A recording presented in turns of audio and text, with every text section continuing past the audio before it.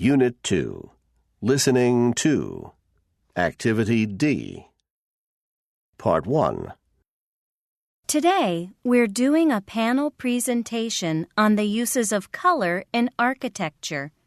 First, panel members are going to speak about the work of different architects and how they use color in their work. Our first speaker is Michio Osawa, and he's going to talk about the work of the Japanese architect Kengo Kuma. When Kuma first started working as an architect, he thought that concrete was the only building material. At that time, he worked mostly in Tokyo. His buildings were the usual gray of a lot of urban architecture today. Now, he often works in the country. He wants his buildings to blend in with the environment, not stand out. He prefers natural materials, for example, wood, bamboo, earth, and even paper. The colors of these materials match the colors of the surroundings.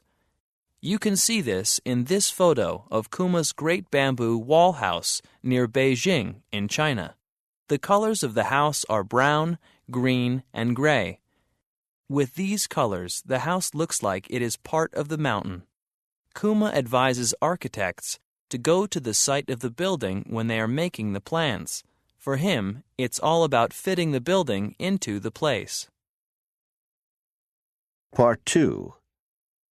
Now, Olga Perez is going to tell us about the work of the Austrian architect Friedensreich Hundertwasser. Thanks.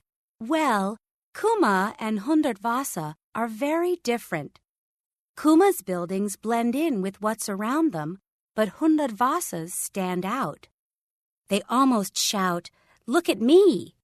His buildings are full of bright colors. But Hundertwasser also believed that architecture should relate to nature. He said everything under the sky belongs to nature.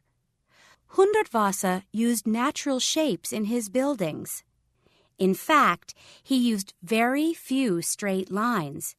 He said there are no straight lines in nature. For example, look at the picture of Hundertwasser House in Vienna, Austria. You can see the many bright colors. Notice also that lines are not straight. The building also has grass and trees growing on the roof. For Hundertwasser, the usual city apartment buildings, all made with straight lines and all the same color, looked like prisons. He described the people who lived in the buildings as gray people, all the same boring color. Hundertwasser believed that everyone who lived in a building should be able to say, "I live here and I am different from everyone else." Can you give us an example? Of course. Here's an example. He thought that each person should be able to reach out a window and paint their part of the wall a different color. Now that's a pretty unusual idea. Very interesting, Olga.